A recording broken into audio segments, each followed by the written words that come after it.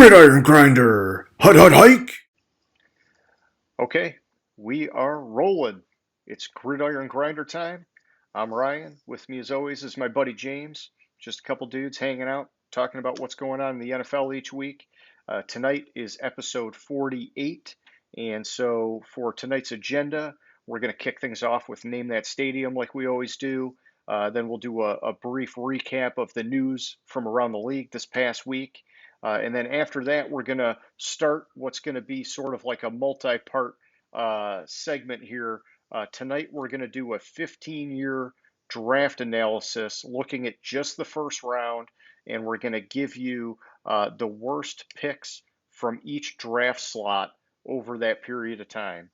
And then lastly, we're going to close things off with question of the week. So, with all that being said, how's it going tonight, James? It's going good. How's it going with you? It's going good, man. I'm excited for this new, sort of like series that we're going to be doing on this 15-year draft analysis. Doing the weakest picks tonight, the strongest picks or best picks next week, and then I think from there we're doing best by position. Is that what we were agreeing upon, or Yeah, I think it was best by position after that. okay? Should we do weakest by position or just do the three? Let's Well, just do. we can figure it out. Yeah. Well, we figured that out. If we get bored, then we'll do the weakest after it. Yeah, I just want to finish on a high note. So we're doing weak tonight, then positive, and then best overall by position. Okay, gotcha. Okay, well here, let's jump over to Name That Stadium. So this is a part of the show. We have a little bit of fun here every week. As you can see, James is out there traveling the country. He's got a different background every week. It's a different stadium. During the regular season, he tries picking one that's usually some inspiration for like his game of the week or things like that. In the off season, it's a little different. Sometimes there's maybe some relevant news, or just he's just shaking it up just to shake it up. And so, if you're the first person that can name that stadium in our comments section, if you get it right, we'll give you a special shout out next week's show. And so, James, why don't you tell us where you were at last week, man?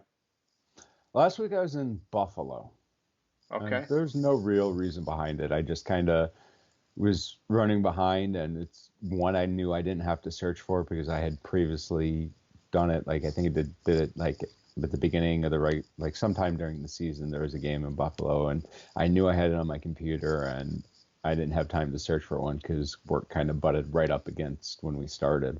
I got you. I got you. Well, hey, I mean, episode 48, there's bound to be some retreads, right? So it's Yeah. all good. Cool, cool, cool, cool. All right, well, let's kick it over to the news from the past week. And I guess I'll just start off. Drew Brees' retirement is official. I don't know what the heck took so long, but hey, that's good. They, I guess, finally checked that box on his paperwork, or clicked the button in the system, and it's all said and done now. Yeah, I think it might have had something to do with um, salary cap hit. You think the Because June 1st thing? yeah, for some reason, because that's 3 months is a long time. I hadn't pulled the article up, but Yeah, and it just seems like if it was a June 1st thing, why are we sitting here on June 11th? Couldn't they have done this? I don't know. It's not a big deal. I mean, either way, the dude's retired. We knew it was happening, so it's all good. yeah, I don't know why. Like my first instinct was that, but like he didn't file it till June 1st, but I don't know. That's weird. Okay. In other quarter, in fact, the only three things I got on my list are all quarterback related tonight. But the next one is I saw Ron Rivera is saying it's going to be an open quarterback competition in Washington. Um, did you have a chance to see that? What are your thoughts on that? Is it concerning for Fitzpatrick, or is it just, hey, this is just the way that Rivera operates? I think I saw it and I heard a little bit about it, and it appears to me it was more of it's an open competition, but Fitzpatrick is the leader currently. Okay. So Yeah. it's like they're brought Fitzpatrick in and intend on him being the starter unless Heineke or Yeah, whatever, however you pronounce his name, I think it's Hmm. Heineke. Unless he like blows them away and then Okay. type of Well, thing. yeah, and what's the other guy they got? The dude they brought over from Carolina. He Oh, actually he played okay in some spot work. Maybe they're thinking, hey, if he jumps up, we're going to give him an opportunity. I completely forgot about him. Like Kyle Kyle Allen? Allen or something? Yeah, Yeah, yeah. No, I liked the tape I saw on him. I liked, man. I thought there was something there with that guy. I And thought maybe, he was inconsistent.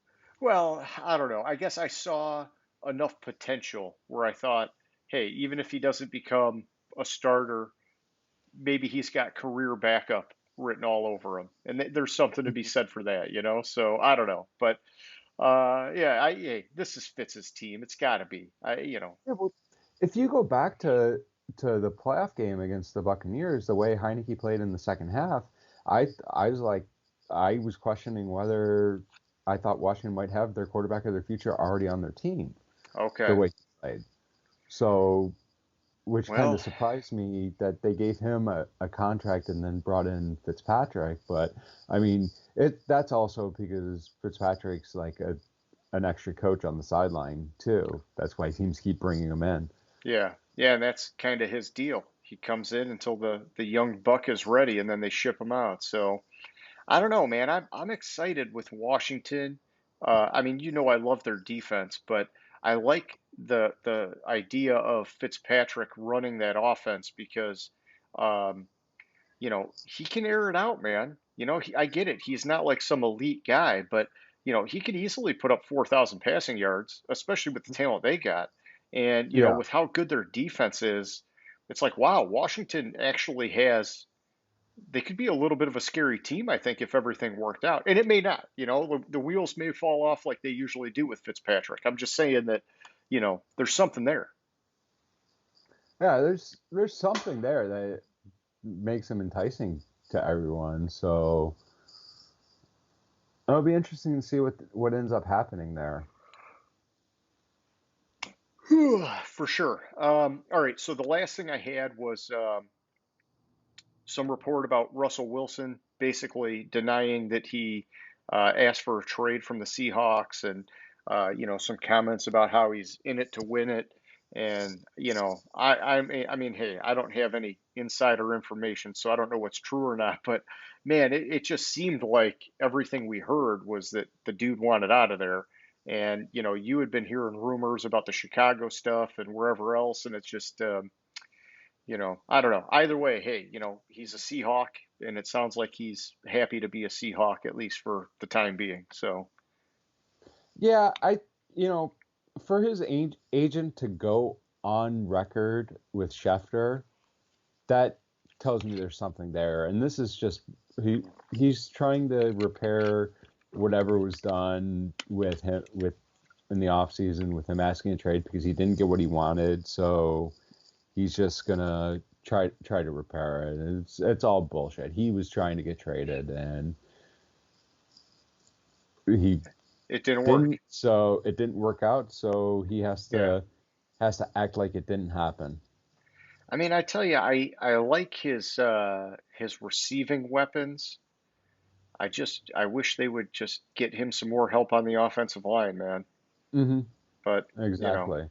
and I guess at this point, some more help on the defense. But the defense did come around last year after they brought in Carlos Dunlap. So, that, and then Jamal Adams, if he stays healthy, I think the pieces are still kind of there on defense. They just, yeah, yeah, I don't know. Yeah, that's a whole separate tangent. We don't need to go down that road. uh, Yeah. so, so news-wise, did you see anything worth mentioning that I just had those couple things. So, You missed like the biggest news of the week. uh-oh, what was it? The Julio trade. Oh my gosh, I don't know why I thought that that was last week, but you're right. It's in our Yeah, question of the week. We talked about it. It just happened so early that I thought we were already past it. I'm freaking myself exactly. out right now. When you were going through it was like I only have three things and you weren't hitting it and I was like wait a minute, wasn't I had to go back and find the article to make sure. I was like Man, because because I was like yeah, I swear it was like Saturday or Sunday that he got traded. And so I went back and it says 5 days ago. I was like, yeah, that was after last week's episode. So, but I could see because it was like the day after or something, whatever. It was Sunday, so it makes sense to have thought it was happened Yeah. before. Well, hey, it's been a long week, but the good thing is teamwork makes the dream work. And you caught it where I missed it. So thank you. And so yeah, with the trade. Okay, so Julio was traded from Atlanta to Tennessee, and in return, Atlanta's getting Tennessee's second round pick. And then what was it? I thought there was like a fourth and a sixth or something somehow getting swapped around too.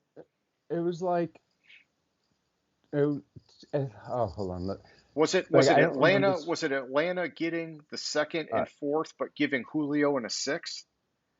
so Atlanta Titans send the 2022 second round pick, 2023 fourth round pick, and they get back the 2023 sixth round pick from Atlanta.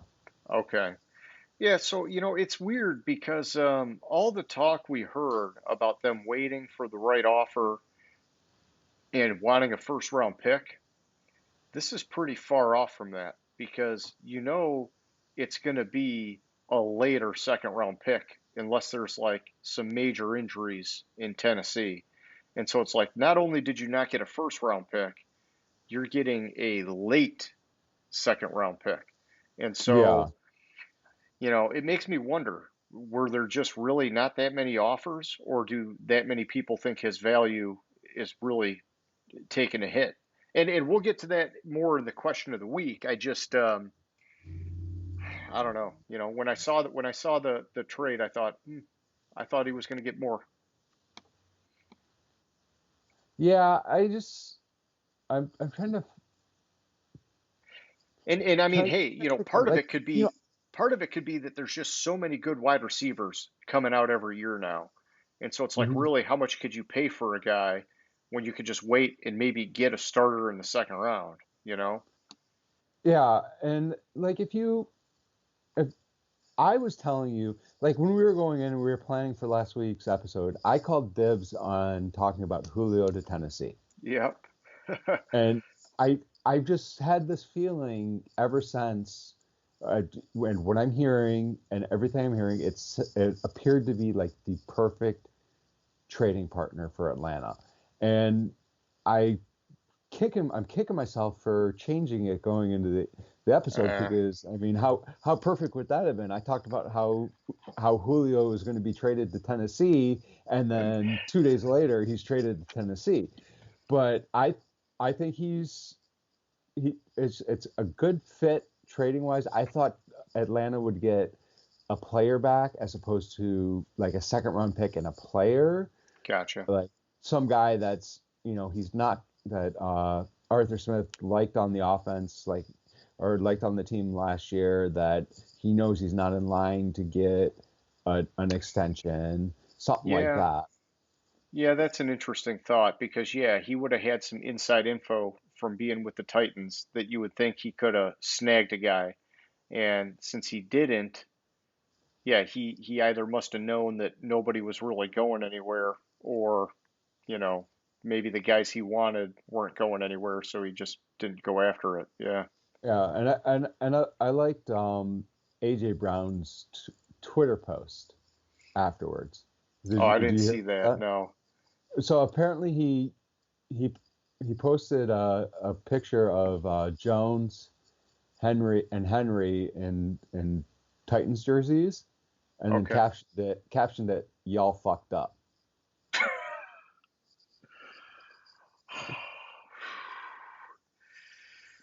You know, I mean, there's some shock value to that, but I always get a little bit concerned when players do that because it's like, okay, you got to back it up now, you know? Yeah, no, I agree, but I mean it's the perfect thing for this offense, and the reason why I thought it'd be great for Tennessee to get Julio going into it was because you have have the running game.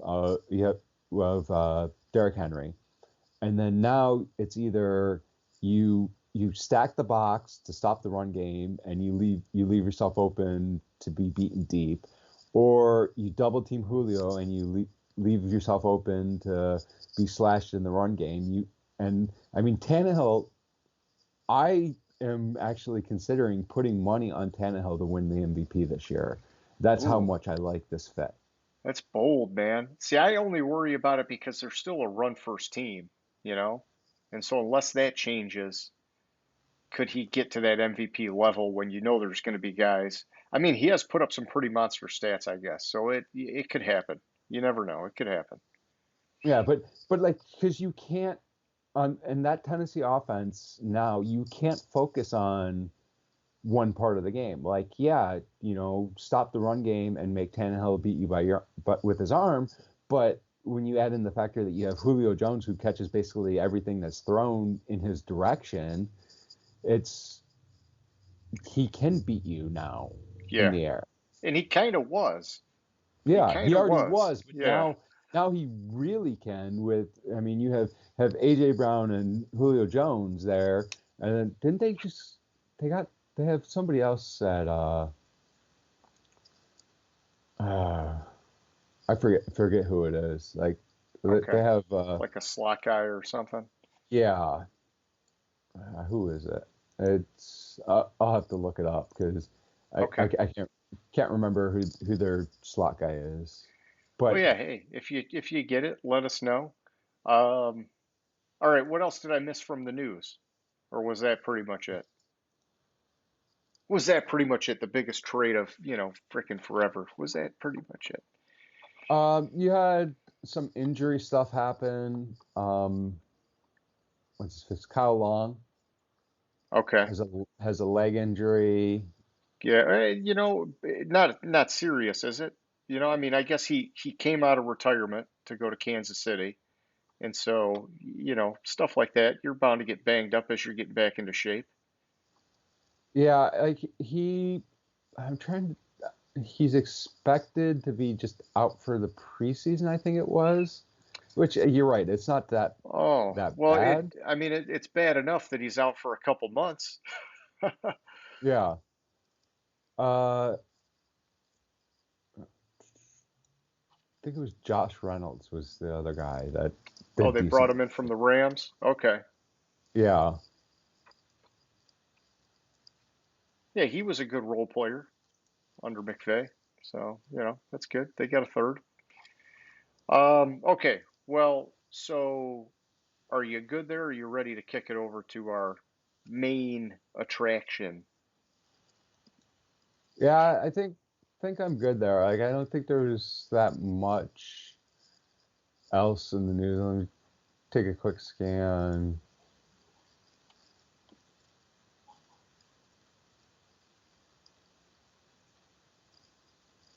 Yeah, I think that was it.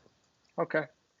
Well, then moving Oh, on. Aaron Rodgers didn't report to training camp, which isn't. Uh, yeah, no surprise there. But yeah, that's I mean, hey, the stalemate, it's officially on. So, Yeah, but apparently Jordan Love's lighting it up in training camp. So, do you believe that?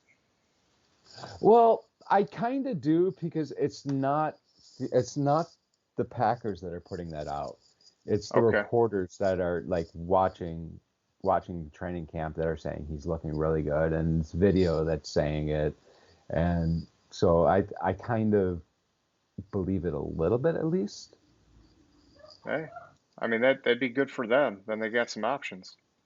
Yeah. I'm just, I'm hesitant with him being active for like no games last year. That's a bad sign. But Mhm. maybe he made a jump. Maybe riding the pine was everything he needed. So, okay, well here, let's kick it over. So, for tonight, the main event, we are doing the worst draft picks by draft slot over the last 15 years. And we're going to start at the bottom. We're going to start at 32 and we're going to work our way up to number one. And, we're going to rotate. I got the evens, you got the odds. And, feel free when I'm talking, if you want to tack something on, go for it. I'll do the same. But, this was interesting. And we talked about this before the show, which is that some of these slots, it was hard to find a guy that you could really say was a bad pick because, like, they all, in some way, shape, or form, contributed and was like, it was like weird. It's like, I don't want to call this guy like a weak player. It's just that he's like the weakest of the group. And then for other draft slots, there was like a half a dozen guys where it's like, wow, man, like none of these guys worked out. And it was hard to pick which one was worst. And, and then sometimes it was maybe you got two guys, but they were at such different positions, it was kind of hard to say apples to apples. Yeah, this guy was worse. But that's okay. Like this is all about just our analysis and our opinion on some things.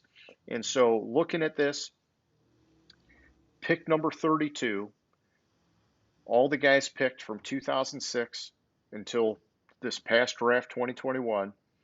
I highlighted a handful of guys, and I was between two players here, and I almost went with offensive tackle Derek Sherrod, who was drafted by the Green Bay Packers in 2011. When I dug into his story, I kind of felt like I couldn't really make him the fall guy here because he got rolled up on at the end of his rookie season and never really recovered from that injury. The dude played about 20 games over the course of his career, and everything pre-injury looked like the guy was going to be the real deal. I think he had some typical rookie struggles and whatnot, but it looked like he could have been a player. And then you can't do anything about an injury like that. But there was a different guy that I think gets the pick here, and that's running back David Wilson. He was drafted in 2012 by the New York Giants out of Virginia Tech. He only played in 21 games in his career. So he got one more than Derek Sherrod.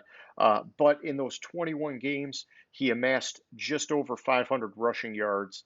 And so my opinion is that for a first round running back, you could say that that's a bust.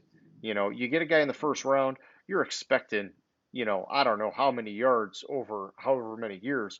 Maybe he doesn't have to be a stud, but you would expect him to at least be some kind of contributor for a number of years. And they just didn't get that out of David Wilson. And so, not the end of the world. It just, at the number 32 spot, he was the worst pick I could find. So. Yeah, those were when I went through it, because I as we talked before, I kind of tried to see where you were going to go with it, so I could see if I could counter you at all or add anything to it. And those were the two I could not decide between them. I think either one would have been a solid choice for the worst pick at number 32. It's just how I like your logic with David Wilson. I think the thing that I thought with Sherrod was like kind of put, like, I didn't want to pick him because of the injury. Yeah. But then again, you kind of got to factor that in because You do. he only played in a total of 256 snaps in his NFL career. But you're right, the injury is, you kind of don't want to kill him because of the injury. Yeah, I mean, honestly, had David Wilson not been in this group, I think I would have been like, oh, it's got to be him. But, I looked at David Wilson and I'm like, man, he just, for a first round running back, just didn't do anything. So it just, Yeah. I think that gets way more attention. And then plus it gave me the ability to play the sympathy card on Sherrod. So that was what I did here. Why don't you give me 31, man? So at 31, when I went through it, I mean, there were two strong candidates I saw. Okay. It was Beanie Wells, who was picked in 2009 by the Cardinals at running back, and it was Stephon Anthony, who was 2015 by the Saints. And ultimately, I think it's Stephon Anthony. Like, they both played about the the same years, but when you dig into Beanie Wells' stats, he at least had one 1,000-yard season. Yeah, yeah. And Stephon Anthony started like 5 games. He started in 2015, and that was it. And then he was traded. They ultimately gave up on him and traded him in 2017. So he was there for 2.5 years, and they got rid of his ass. And then in 2018, he was basically out of the league. And he signed. He was signed as practice squad player and this and that. But he never at 31 and at the linebacker position, like when you get to these, like you look at some of the like a linebacker that was picked at 31, for instance, in 17, Reuben Foster, he had a solid career, or Malcolm Brown was picked at 32. You could have gone elsewhere with this pick and probably gotten a better player. Okay, I got you. Oh man, I must have some bad stats on Reuben Foster. I had him down lower, but I still agree with Stephon Anthony that he had a rough run, and yeah, I would at least give Beanie Wells the edge just because I'm looking at some of the stats, and Beanie Wells had almost 2,500 rushing yards. I mean that's far surpasses what we got from David Wilson at 32. Yeah. So you know. Okay, all right. Where did you have Reuben Foster? Yeah, in fact, here I'm going to Google it because my source here, I don't know what happened, but uh, let me just look it up real quick.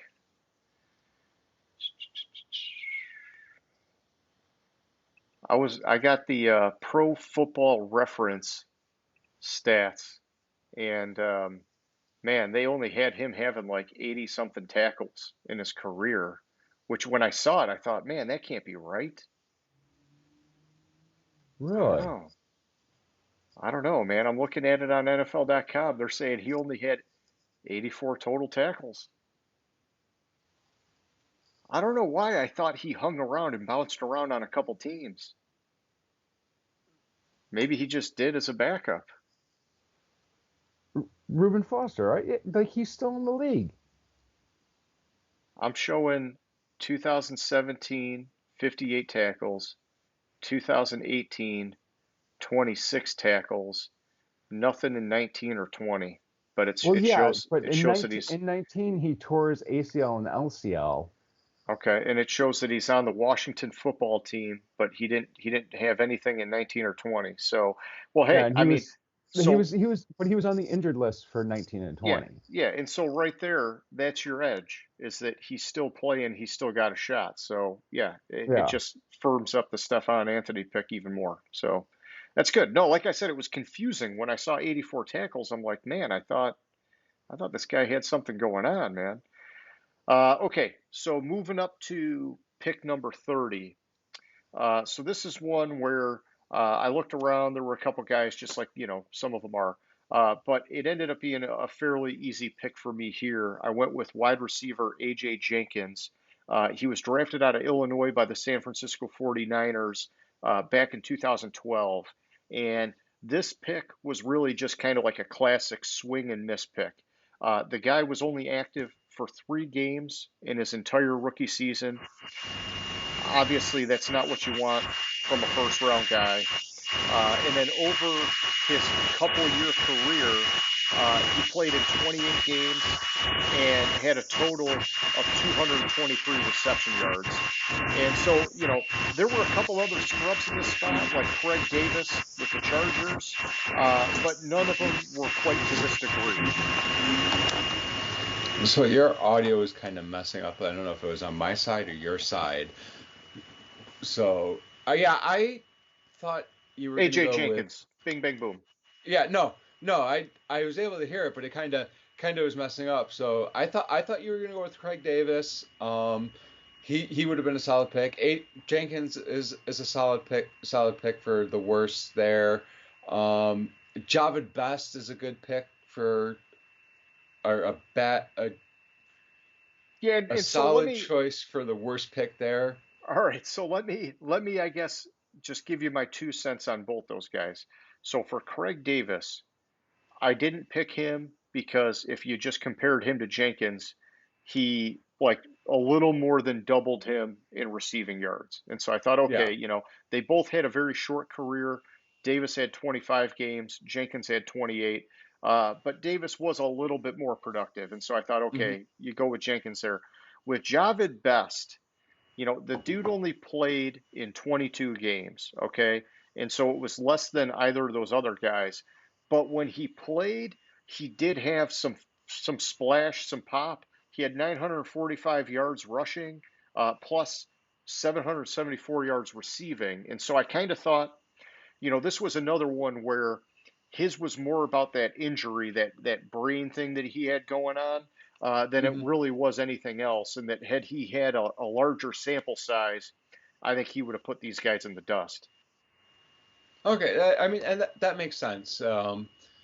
It's just that makes sense with Javid Bass. I'm really down on him because, and it's the injury, and kept forgetting about the injury with him, and it's not necessarily right to kill the guys because of the injuries, but But no, you and could you could go there if you want. I mean, hey, it's we all got our own opinion.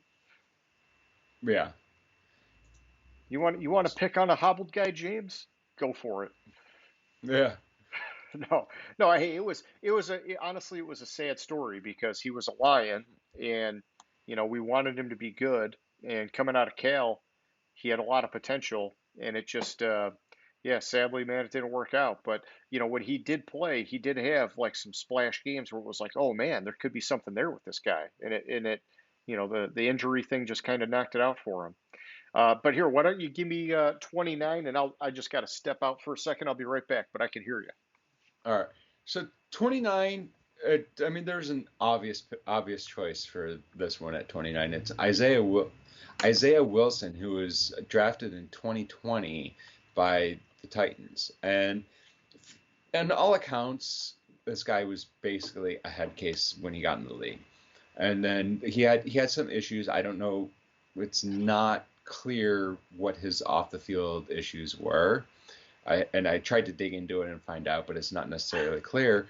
And into going into the off season, after the off season, so he played 1 year at Tennessee, and they traded him to Miami, Yep. and then Miami cut him, and it was just days after the trade that they cut him. It wasn't like weeks. It wasn't a month. It was like a few within days. So he's the clear cut choice as the worst pick at number 29. Yeah, I agree with you on that, man. Yeah, he just fizzled out before it ever even got going for him, and it's a tough one because I've heard some of the mental health stuff there, and you hope that that's not a factor for the guy, and if it is, maybe he figures it out and he lands somewhere maybe this season or next season, and he can kind of get it back on track, and then we can go and revisit this list because there are a handful of other guys that I think are worth talking about sort of at like kind of like the bottom of the barrel. But yeah, I agree with you. He takes it for now, that's for sure. All right, and I mean, in here I'll just I'll point out one just so we don't make him feel totally bad. Robert Kimdiche out of Arizona. Man, that guy had so much freaking hype when he came out back in 2016, and here we are, however many years later, 26 tackles. I mean, that was not a good pick, but whatever. uh, Yeah, it's just when I looked at number 29, it's just Isaiah Wilson just kind of sticks out like a sore thumb there. And I didn't really, because of the situation of him being traded and cut like within like a year of him being drafted. it's a bad situation. It's a bad situation, and I kind of didn't look into the other guys because that one, yeah, mental health. You don't want to pick on the guy because of mental health, but it's still as a first round pick, you expect them to be Oh on your team yeah, for yeah. more than a No, year. yeah, no, I agree. It's like, you can't. you can't give all these guys a free pass because of injuries and stuff. If it's a bad pick, it's a bad pick, and it's not necessarily his fault if it's a mental health thing. It's just we're just calling it what it was. It was just not a good pick. Hmm. Um, all right, so at 28, and James, hopefully I get the evens again next week for the best player at that position or at that slot because I see my boy here, Joe Staley from Central Michigan, and I want to pump him up next week. But we'll worry about that Oh, next week. there's this, yeah, but 28, when you go through the if you for the best, you have a lot of good choices Oh there. There's I think Joe Staley is going to take it. I'm just saying. or I'm or, just saying. or Terrell Edmonds, Tomlinson, Eh, Mark eh. Ingram. I can see why you would say Joe Staley would take it. Yeah, but I'm saying there's a No, lot of other good there's some good choices there. players. Yeah, no, I got you. All right, but so for tonight we're doing the worst pick, and so I almost flipped a coin here because I was between two guys. I was between offensive guard Joshua Garnett and defensive end Taco Charlton. Ultimately, I'm going with Garnett because Charlton's still floating around in the league. It's a backup capacity, but he's still got it rocking. And Garnett, I think, man, I vaguely remember, back in 2016 when San Francisco drafted him, there was a lot of talk that they thought he was overdrafted. And I know that I think it was 2017, he missed the entire year due to injury. And then he ended up retiring this past year. And so I'm not really sure what else to say or do with the guy, except it's one of these ones where, you know, he just couldn't beat the injury bug and he never came back. And, when I looked at all the other people in here, there wasn't really too many other guys like down kind of at that level. And so, sadly he's the pick and, I think, hey, he hung him up. So hopefully the guy's okay. Yeah, I those were the two that one of those two I thought you would pick. I thought there were a lot of like I said, a lot of a lot of solid picks Yeah. Yeah. here, and there's those were the two that kind of stuck out as the bad ones, and I see why you picked Garnett over Charlton. Yeah, and I mean Garnett, 25 games, Charlton at 44, and so it just kind of in his numbers still going up. I think I think the last I saw he was floating around with Kansas City unless he swapped teams this offseason, but his story continues and for Garnett it ended there at the 25 games. And so for that batch of guys, that was the pick. But Yeah. why don't you give me 27? So 27, this one was a hard one for me because I thought there were not that many players you could say were that bad of a pick here. Yeah, I'm going through it right now. You're right about that. And so this one is it's more of a knock on the team than the Okay. player because and that's Rashad Penny. I Oh, think gotcha. he's probably the worst pick here because I think he has had the potential to be a good running back in the league. Seattle just has not figured out how to use him. Yeah, you're right about that. You'd think for a first round pick, he would have gotten more involved by now. And I don't know if it's just that offense. They like having the the Chris Carson ground and pound. And yeah, they can't figure out how to get the most out of Penny. But first round pick, I'm sure some talent's there. It's just, man, Hmm. he's drafted in 2018. Between his rushing and receiving, he's still shy of 1,000 yards. It's just like, come on, let's get it going with this guy, or trade him. Yeah. Well, he did have he did have didn't he miss all of like was it He, 19 yeah, or he did have something? an injury year. Yeah, Like he missed a full season, I thought it was, or close to a full season with a pretty serious injury, but it's still they should have figured out how to use him by now and get him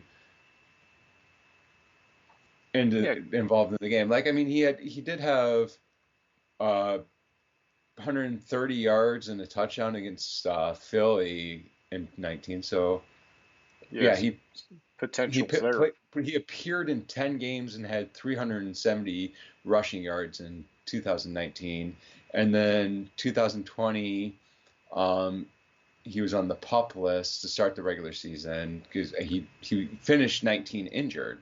Yeah, yeah, because they brought. I remember they Yeah, brought in Carlos Hyde. Yeah, he tore his ACL in week 14 in 2019, and then basically was activated the end of 2020, and then I mean, and then I missed that. They didn't exercise the 5th year option for him, so this is going to be his last year there. yeah, they probably want to make sure he's okay from injury, but I think that his story is still playing, and it's I'm looking at this slot, man, 27.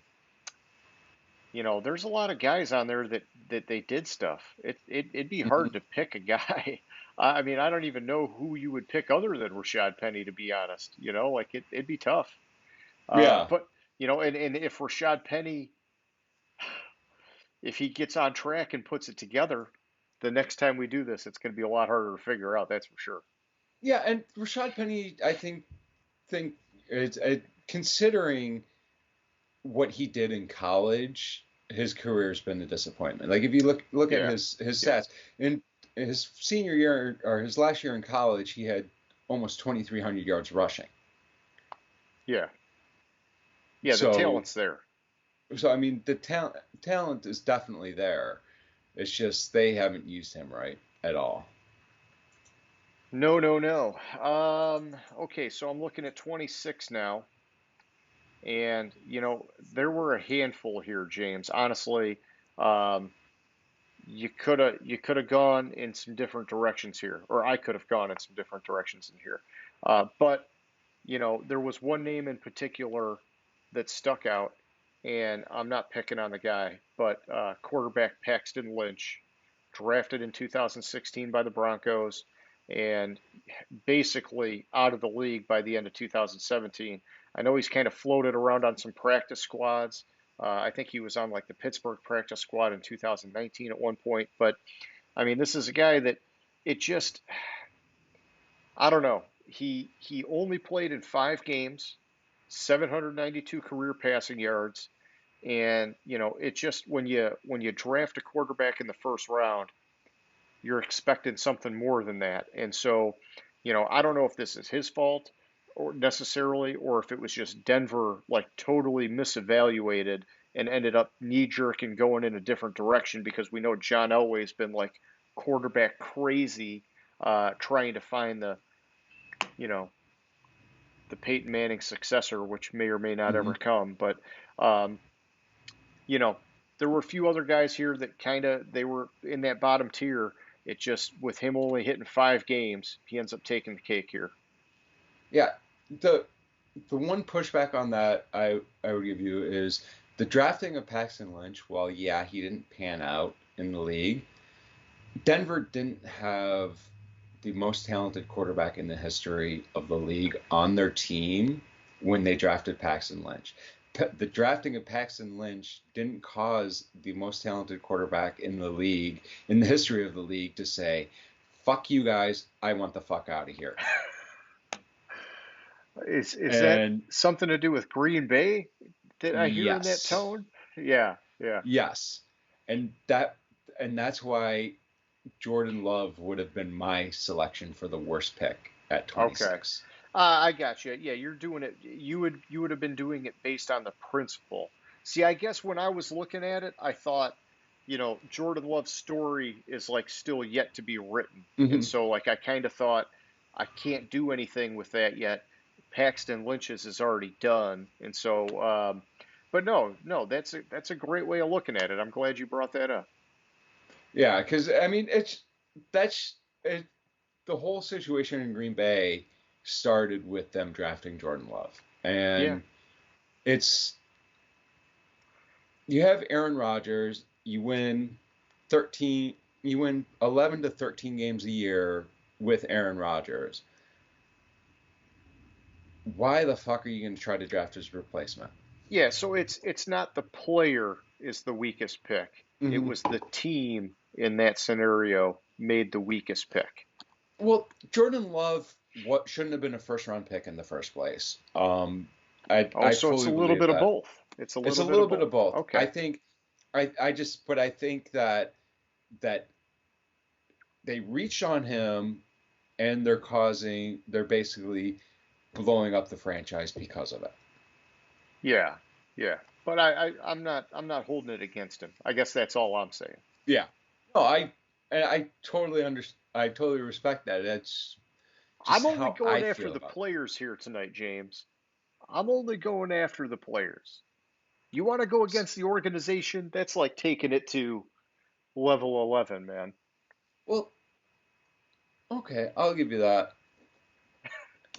All right, give me So 20. Oh, on to yeah, yeah. 25. Yeah, give me Speaking of 25. going against the organization, the worst pick at 26, in your opinion, is Paxton Lynch, who was drafted by the Broncos. At 25, the worst pick happened in 2010, drafted by the Broncos, Tim Tebow. Way to go, Josh McDaniels. Yeah. And I thought drafting him as a quarterback, there's just the whole situation around it. He was probably the greatest college quarterback to play the game. Probably the most impressive Yeah, he was college pretty. quarterback to play the Yeah, game. His game just did not translate to the NFL. no. No, I agree with you on that. I will say this. He did win a playoff game. He did win a playoff game, and that's more than Matt Stafford has done. Yes, I understand that. But yeah, this was a bad pick. This was a really bad pick. And I mean, I'm looking at it right now. He showed up in 35 games, 2,400 passing yards, 989 rushing yards. And he was in that many games, if I recall, because wasn't he doing like Wildcat stuff with like the Jets or Hmm. wherever else, like later on after Denver? And so, he became like a gadget guy, and even then, not like a gadget guy like Taysom Hill. Like it was, I don't know. Yeah, it's tough. And when you look at a lot of the other players in this slot, there's like a pretty big divide. Yeah, Tebow's the obvious pick here. exactly. All right, well, kicking it up to 24. Oh, So this one, before oh we yeah, go yeah, on, go. we there's there's a couple things to note that at 31 and 29 that I completely forgot and it just occurred to me. In Oh, in in 2016, I could have taken the cop out at 29 and said New England's pick was the worst pick because it was a forfeited pick. oh, because of the organization. See, you're taking it to level 11 again, James. And in at 31 I could have said New England's pick in 2008 because that was another forfeited pick. But I chose not to go there. Okay, okay, but you did go there just after the fact. Well, I just figured I'd point out that some of the picks at 32 that we're looking at technically that we looked at were technically second round picks. Um. Oh, see, I didn't even put them in. I didn't even put them on my page. Those guys that you're talking about. I only looked at. Yeah, but all right, yeah, I got you. I got you. Okay, All right, so the 24. 24. Before I get confused. This one, I was torn between two guys, and it was defensive end Bjorn Werner and cornerback Gary Conley. Ultimately, I'm going with Bjorn Werner here as the weakest link. He played in 38 games compared to Conley's 31. I'm giving Conley the edge to beat him out because I do like that Conley got the four interceptions. And so it's kind of like, okay, you really didn't have a great run, but you got a couple picks. Those count for something to me. Werner got 6.5 sacks. It just doesn't have the same kind of shine as those four picks, in my opinion. And I remember Bjorn Werner when he came out. He was this guy out of Germany just like this physical, supposed to be like just kind of like a beast, and it just didn't happen. But then on top of that, looking at the tackles, Conley actually had seven more solo tackles than Werner. And I get it, apples to oranges, different positions, but it just, I don't know. I wanted that guy to be good, and it just didn't happen. And, you know, Indy, hey, it sucks. It didn't work for you, man.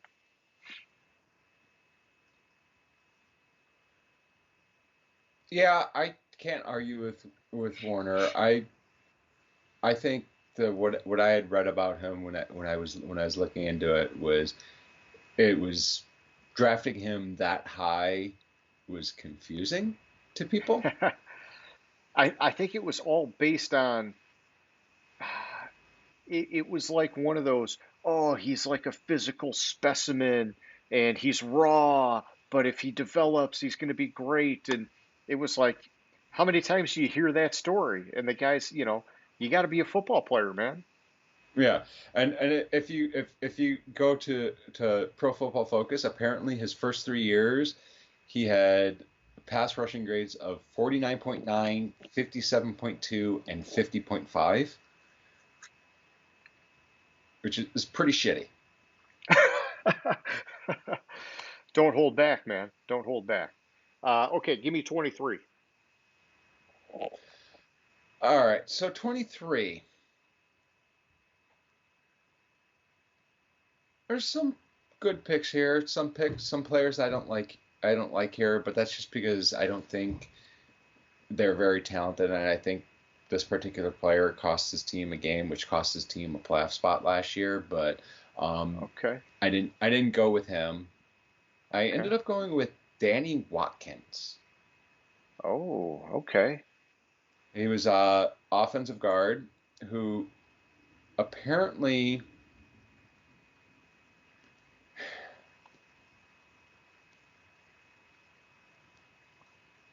retired to become a firefighter Okay. because that was his dream. Not playing in the NFL, being a firefighter was his dream. See, I remember the name, but I don't remember if he was decent. And he's an offensive lineman, so there's not really stats on him. If he was like a linebacker, you'd see how many tackles he had or whatever. And so I don't remember if he was good. I'm looking at basically the only stat I can get is that he played in 24 games over a couple year period of time. So when he was drafted, he was 26. He was the Oh, he was a old late bloomer. Okay, he's the oldest first round selection since 1971. gotcha. Um, but but let me see. He was projected to start his rookie season, and instead they signed Kellen DeVaughn off waivers to start the season, and bench Watkins. Okay, yeah, no dice. It just wasn't meant to be for that guy. He started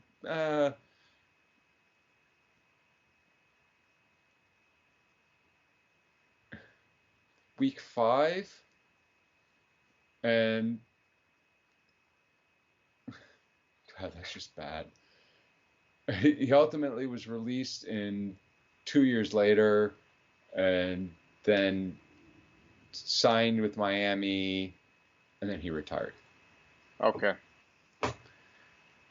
Like nothing. Like that's all I can see on his.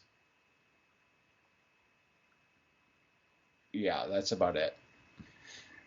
Oh, but he was drafted also into the CFL too. But okay, yeah, okay. didn't play Yeah, there. Danny Watkins. Danny Watkins. Okay, so at 22, kicking it up a spot. This one you could pick your poison on. There was really three guys that I was kind of bouncing around with, and all three of them shined all sorts of potential coming out of college, and all three fizzled out in very different ways. Um, and I was between quarterback Brady Quinn, quarterback Johnny Manziel, and wide receiver Josh Doxson. Quinn just horribly inaccurate, man. I mean, the guy he didn't have that kind of arm for the NFL level. Another one of these like great college quarterbacks just couldn't translate to the NFL. Manziel, cocky, troublemaker, all sorts of off the field issues. And Doxson, I don't even know what happened with that guy. It's just like he just couldn't make the transition because he got a lot of opportunity. It just never came together. And all three of them are out of the league at this point.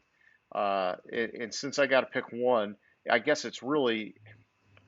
they're really not that close, but I'm going Johnny Manziel because he only played in 14 games. At least Brady Quinn got into 24 games. And Brady Quinn was trying. Manziel, I just doubt that he was ever even serious about it to begin with. So, Yeah. So, thing with Doxson is Doxson's still in the league. oh yes, I show that 19 was his last year. Maybe Well, he, he opted out of 20 because of COVID. Oh, I'm sorry. oh, He was released last month by the New York Jets. okay. Well, so But he's still trying. He's still yeah, trying. he's still I trying. gotcha. He had Okay. and at least I mean he had in 17 and 18 he had 500 yards Yeah. total for the season. So I mean that's not terrible. Yeah, I can't kill him. I can't kill him. Compared to Quinn and Manziel. Yeah. Yeah. So he wasn't really on my list. It was just between Quinn and Manziel, and I think Quinn had, if you can call Quinn's career anything of a success, it was better than Johnny Manziel's. At least he had effort, right? Yeah, but then again, Manziel, I think his problem was more of an addiction problem than a playing problem. Okay, so you're going back to the health thing. Oh man, we're all ailing. We're all ailing. All right, 21, James. All right, so at 21, I thought there were a lot of good picks at 21. Okay. And I want to pull up his stats really quick for the guy I ultimately chose, and he was drafted by the New England Patriots, Okay. and it was Lawrence Maroney, Oh. Okay. running back. He had a 4-year career, which is about average for a running back, Yeah. but he didn't do shit. Like he, I mean, he did a little bit, but he had total in 49 games had 2,500 yards Okay. rushing, and I mean, he just with as much as he did in college, I thought it was a little bit of disappointment. Like he was the first Minnesota Golden Gopher to rush for 1,000 yards in each of his first 3 seasons. He had a total of almost 4,000 yards in his college career, and to go from that, and that was in the Big Ten, and the Big Ten it's back in the early 2000s. It was that tough defense, Yeah. um, running game, like stop the run, and uh, it's just for him to have that type of career in college, and 2 of the years, no, 3 of the years, 3 of his years, he was splitting duties with another running back, and to have Okay. 1,000 yards in those 3 years, those first 3 years he was splitting duties with Marion Barber and then Gary Russell, and he still had 1,000 yards rushing. Yeah, I remember when he got drafted, and there was some hype that he was going to be like the bell cow in New England, and I just don't really remember that far back. Was that the Bellatrix of like, having 15 running backs in the mix, I mean, maybe back then was like Woodhead was there and, like all the different guys they kind of had rotating around. And, either way, it's like, hey, like if you were that good, you should have been able to, you know, cream rise to the top, but it just didn't happen for the guy. Yeah, and he showed some flashes. It's just Yeah. never amounted to anything. So I would say that, I'm good with that. I would put a guy on notice though, which is Cincinnati's center, Billy Price. Hmm. And I know he came out and I think he like tore his pectoral in his rookie season. And I don't know. I just look that guy. He's got to get his shit together, or he'll be like flirting with that pick. I think in a few years if he doesn't turn it around. Yeah, I could give you that. He was on the list, but I thought there was so much expected from Maroney, and what he showed was not Yeah, not even close to what was expected. yeah, I hear you. I hear you. All right, well, hey, let's kick it up to pick number 20. And so for this one, look, I'm just going to start off by saying this was one of these spots in the draft where I looked at this group of guys, and honestly, I really don't think there was a horrible pick at this spot. I think all of these guys contributed in some way, shape, or form. And, only for the fact that I got to pick the worst pick at this slot, I'm going with tight end Brandon Pettigrew. And he actually, like I said, I think, these guys did great. I think he actually had a pretty good career. It was just underwhelming when you consider that he was a tight end drafted this high. And so Hmm. really, like that's my reason for him being the pick here. And I remember Pettigrew, obviously he was a Lion. He was a great blocker, and that's not to say that he couldn't catch the ball, but he was a little bit one-dimensional. And I think that when you look at that, it's hard to justify him going this high in the draft. And so, I had to pick a guy. That's my guy, man. Yeah, I would say that if he wasn't still in the league, a guy that would be on notice would have been Nelson Aguilar. I think Okay. that he's had a disappointing career. I really don't think he can catch the ball with any consistency. And the other one I would put on notice in a couple of years, who's appearing to be a disappointment, is another tight end, Noah Fant.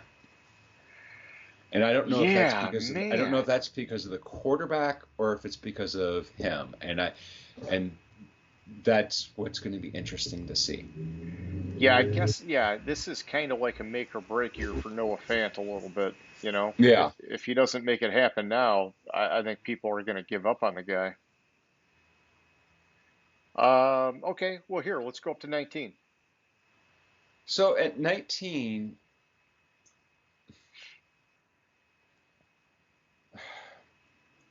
this is another one where there's a lot of good players picked here. And what it boiled down to is this guy, he played had what, 2012, six seasons, which isn't that bad, but I just don't think it was a fit. In 6 seasons, 66 games, he has less than 2 tackles a game, Hmm. less than 2 solo tackles a game, less than 3 combined tackles a game, and that is Shea McClellan, who was picked in 2012 from the Bears. I thought I thought up until his injury, Joanne James was having a solid career. So I mean, it's just like I could have gone with Weatherspoon, but I think those were like the two that I could have Yeah, picked here, yeah, and I just think Shea McClellan was a they was kind of the Bears trying to force him in, okay. and he just didn't fit their it didn't fit there at all. I gotcha. Yeah, and when I looked at this group, I was leaning towards Jeff Otah from Carolina only because of the duration, having only made it through 29 games. And it was tough because I remember early in his career, he was solid, and then it's like he just fell off a cliff and fell out of the league. And so, um, you know, I don't even really know what the heck happened to the guy. I remember him being good, and now I'm sitting here looking at 29 games, and it's just like, geez, man, did it really end that quick? Whew. Yeah, I just looked him up. I had forgotten about him. Like I recognized the name, but I was like he had to have had a good career. He had But such a good, yeah, he had a good start, and it just obviously crumbled on him. so so in 2010, they thought he had it was an injury thing for him. That's Hmm. that's what happened to him. Yeah. Okay, So okay. apparently he had a minor knee surgery, Uh, and which ended a season in 2010. He was had he was play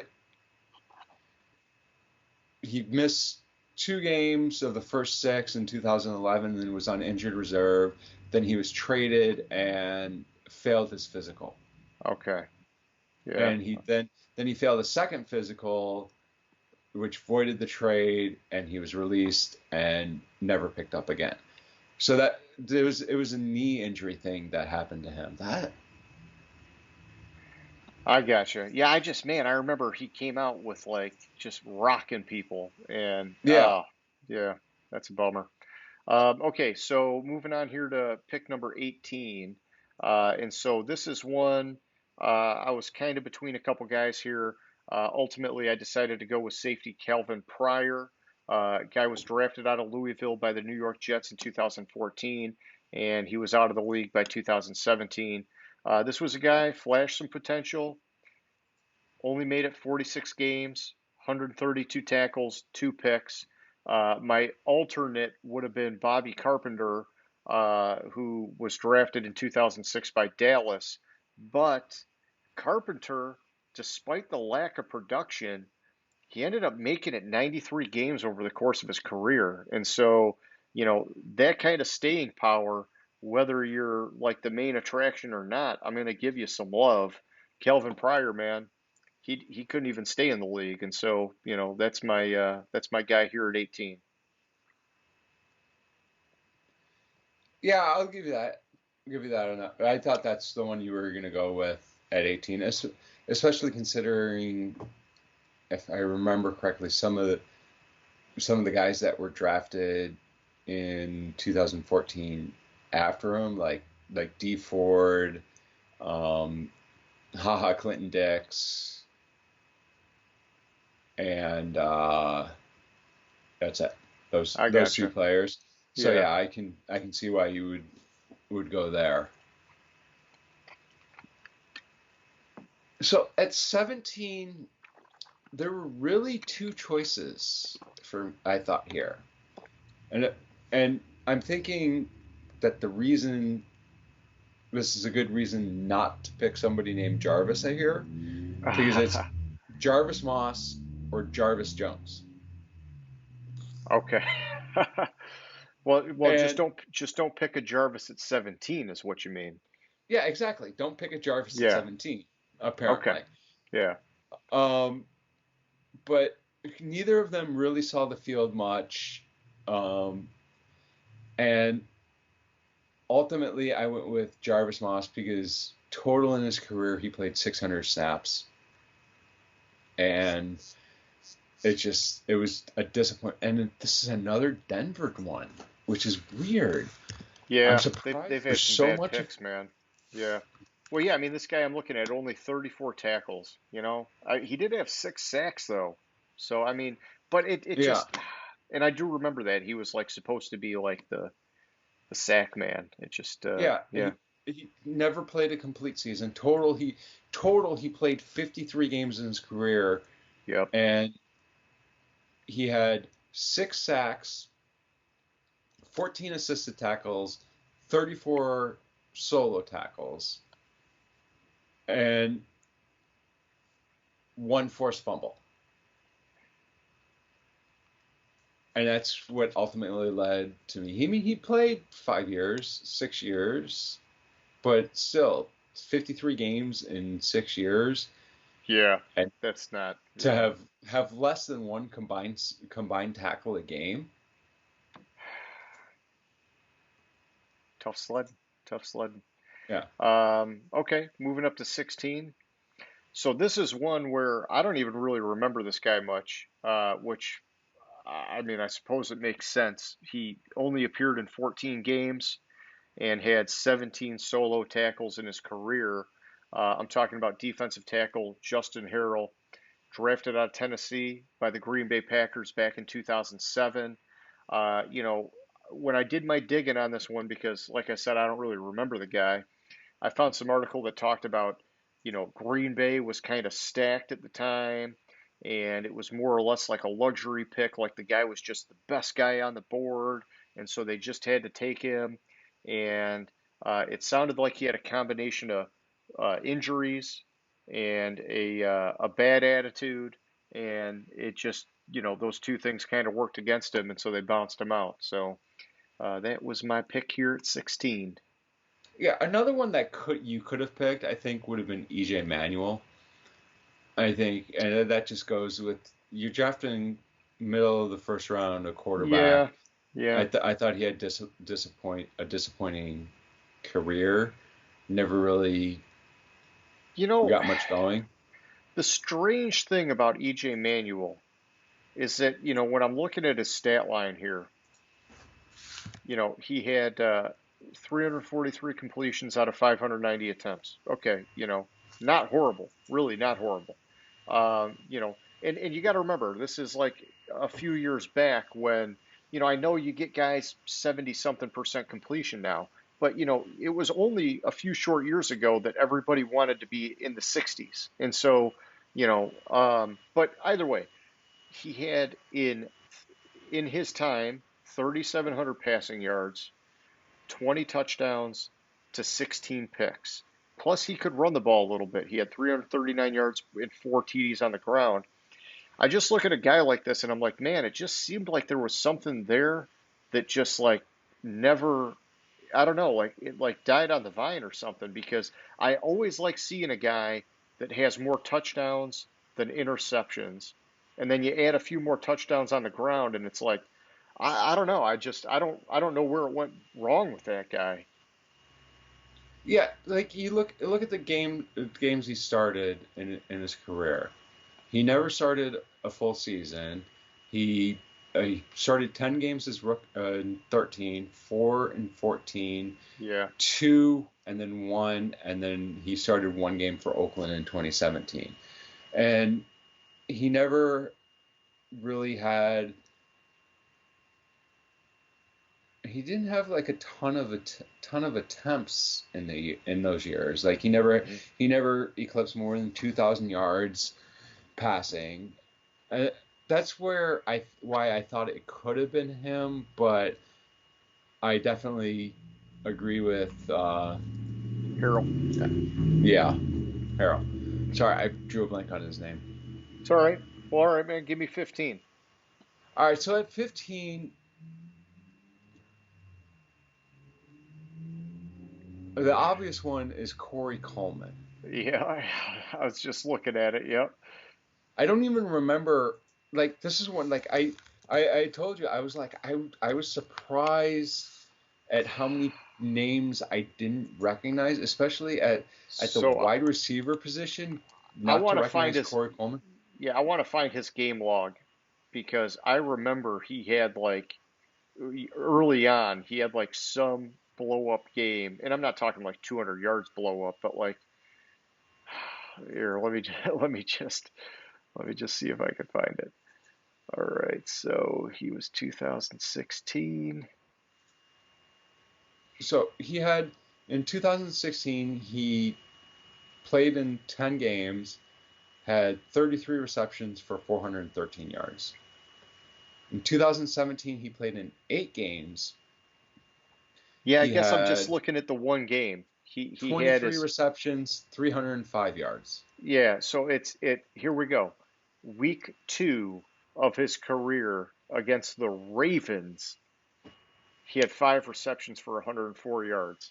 And I remember that, man. I remember he was like so early in, and I'm like, whoa, the dude just put up a game against the Ravens? And I was like, wow, I was like so pumped. Hmm. I remember I picked him up on my fantasy team, and it just nothing from there. Nothing. I mean, literally Yeah, nothing. He went 4, 5, 6, 7, however many games without even another catch. yeah, and it's just like he's just and that's interesting. So he was I completely don't remember this. I apparently he's still in the league. Did you know that? I did not know that. No, I knew He- that. What was it like? The Giants gave him a chance at one point, and then they cut him or what? I don't even remember. So apparently on January of this year, he was suspended for the first 6 games of the 2021 season by the NFL for violating the league's performance-enhancing drug policy. But he was a practice squad player. He's a practice squad player with the Giants. Okay. I was just like, I mean, he so much promise look based on his college stats. And Yeah. yeah, you can make the argument that he was in the Big 12, which they don't play defense and it's all passing. But I mean, 20 TDs. 2015, he had 20 touchdowns and 1,300 yards in college at Baylor. 2015, was that? Oh, no, that was after. Was that after RG3? Yeah, that was way. That's right around the time, isn't it? I just want to look. When was Griffin there? That just occurred. Okay. I Work it through. You got it. I know. I'm just like I'm trying to remember what pick number Griffin was because I know he's on this list somewhere. Oh, yeah. I'd have to flip through it. I'm not sure off the top of my head, but all right. While you're looking, I'll jump to 14. So at 14, this is another one of these spots where honestly there were a lot of really good picks. And so, that's not what we're looking for. I had to pick a guy, and this is not like to knock the guy, but I'm going with Chris Williams, the offensive tackle, drafted out of Vanderbilt by the Chicago Bears in 2008. All in all, I definitely would not say that he was a huge bust. I mean, the guy played in 72 games over a 6-year career. Uh, I think that you could argue maybe safety Carl Joseph or defensive end Derek Barnett could take this spot down the road if they don't get their shit together. I just think that they're still young enough in their careers that I'm going with Chris Williams because his book's already closed. And those guys, they still got time. But it just seems like, hey, another solid spot, man. You get the 14 pick in the draft. You should be, happy as heck. Elijah Vera Tucker to the Jets. I'm sure they're feeling pretty good about that pick. Or not. All right. Did you find what you were looking for? Yeah, it was well after RG3. RG3 was 2013 Okay. or 2012. Sorry. I just as and then when I came back to my notes, I was like, I forgot to mention the Dwayne Haskins pick at 15 as one that could have Mm, made the list hmm because I mean he's already out of Yeah. Washington and just it was obviously a bad pick right away that his rookie year, and then when he finally got in the game, he was too busy to taking selfies with fans to go in and take a knee. Yeah. But I mean that was a close second at 15. Okay. Well, why don't you give me 13? So at 13, there's a lot of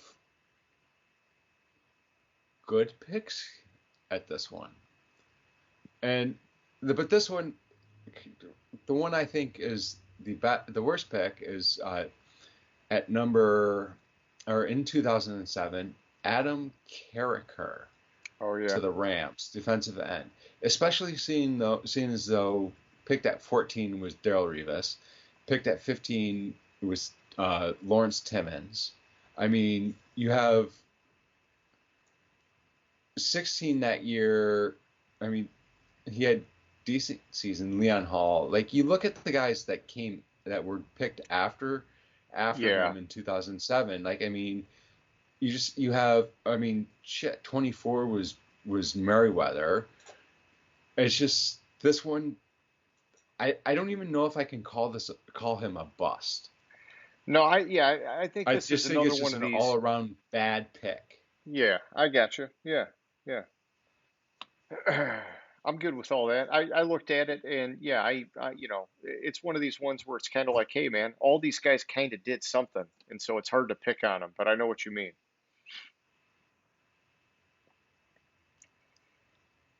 Okay, jumping up to 12. Well, let's just get to it. I'm going with quarterback Christian Ponder here, and I don't really like it one bit, but I'm doing it. He was a guy drafted out of Florida State by the Minnesota Vikings in 2011, just shy of 60% career completion percentage. He did have a few more TDs than interceptions, which I know I was just talking to you about, and he also added an element in the running game. But he just didn't have that upside potential that teams were looking for. And so he played 38 games, stuck around for about 5 years. You know, I wanted to pick DJ Hayden, but he continues to get opportunities. So Christian Ponder was my pick here. I think Rashawn Gary and maybe even Henry Ruggs, they're a little bit on notice that if they don't get their shit together, they could be the guy in a couple years, but they're still young enough that they got time. So, I'm good with that. That's the only one that I really saw as like one that we could say was a bad pick. Uh, he showed promise, which is what's yeah. disappointing. Like even when at his rookie year, or like I remember him showing promise in the NFL, and I don't even know it's like what the hell happened to him? Yeah, some of these guys, man, I don't remember. But I look at the stats and I'm like, his stat line, I get it. He didn't light the world on fire, but it wasn't like he wasn't like a turnover machine or something. So I don't know. They just had him on that tight of a leash or something. But hey, whatever. Give me 11, man. All right, so at 11, 11 is one of those where there's a lot of good picks. Yeah. I mean, especially when you come more recently. But going back to 2009 with the Buffalo Bills, Aaron Maven. Oh yeah. Like he did have a good season, but it's just like he never was able to repeat anything. And within 2 years he was gone. Like he was cut. And then picked up by the Jets, but never really amounted to anything. Yeah, he got so much hype coming out of Penn State. And yeah. I mean, I would say that's a bust pick. Yeah, and it's a shame too when you look at the picks that make up the 11 pick to have this one there is like, hey, what were they thinking? Yep, yep. Okay, well, I'm good with that one. At number 10, I cannot tell you how bad I wanted to call out quarterback Matt Leinart, but I'm not going to do it. At least not right now. My pick for tonight is quarterback Josh Rosen instead. And, Rosen, highly regarded coming out of UCLA. Um, he just didn't figure, I don't know. Like, there were people saying he lacked leadership. He couldn't communicate with his teammates very well. And I get it. He's still trying to latch onto a team, and maybe his story's not over yet. Leinart, on the other hand, was cocky and just didn't figure his shit out in the NFL. And, you got 33 games played to 20 between Leinart and Rosen, respectively. Rosen still has a shot to turn things around and maybe sink Leinart on this list, but the clock is ticking. The opportunities are running out, and it's Rosen for now. So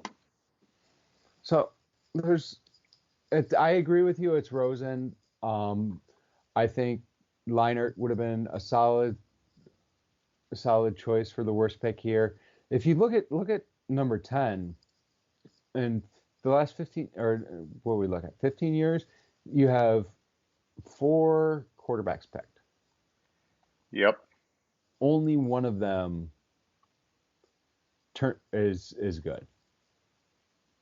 I mean, Blaine Gabbert. Yeah, Mahomes. Well, I guess Blaine Gabbert's still he's still floating around, He's still floating around, but I mean, as a backup, you Yeah. had Leinart, but Rosen is the obvious one. He's just something which is weird because talking about it when going into the draft between the UCLA USC quarterback, everyone was saying that Rosen was ready and Darnold needed to stay another year. Yep. And it appeared to be the opposite when they got to the NFL. Yeah, and I agree with you. I remember watching the highlights on Rosen, and I thought, wow, this guy, he's leading receivers well. Looked like he had just like pinpoint accuracy. And yeah, I mean, his NFL experience has been like a 180 of that, to say the least. Mm-hmm. All right, man, hit me up with 9. And don't say Ernie Sims. I mean, you can if you have to. No, it's not Ernie Sims. I want to double check on these stats because I think this player might still be in the league. Okay. So I want to double check that, but ultimately what it boiled down to do on this is I ended up going with John Ross. Oh, okay. And I wasn't expecting that, but yeah, tell me about it. So he's picked number 9 overall. He hasn't played a full season yet, but I mean he had 4 years he hasn't played a full season.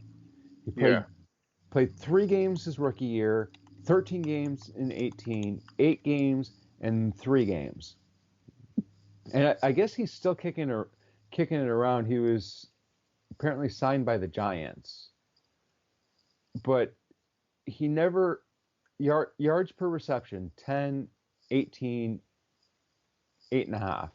Yeah. His in 4 years he hasn't even hit 1,000. He hasn't even hit 800 yards yet. Yeah, he was supposed to be a burner coming out, and yeah, you're right. He just never, or at least not yet, hasn't figured it out. And considering his last year in college at Washington, he had 1,200 yards on 81 receptions and 17 TDs. Yep. No dice. No. See, I thought you were going D. Milliner because that was a tough one. They lost Revis. I don't remember how that worked out. If they let him go in free agency or they traded him or what. It's so long ago now. But they went out and they drafted D. Milliner right after that, and they were like, "Oh yeah, he's going to just come in and step right in." And Nope, not so much. 21 games and that's it. 50 tackles, 3 picks. Not what they were hoping for. He was on the list, but I thought I thought John Ross and like I mean he hasn't been able to play a full season, and you're picking him in top 10. It's like if this list went back far enough, um, didn't the Lions pick Mike Williams at number 9? Oh, they might have. I don't even remember. It was, so many first round wide receivers for the Lions. It was so bad, and they were all high picks. Yeah, I, and I then think yeah, and then I he think tried it out as like a was. tight end for the Seahawks, and it just oh, so bad, so bad. Uh, if I could find the right Mike Williams. Let me see. It's probably this one. No, it's the other one. Jeez.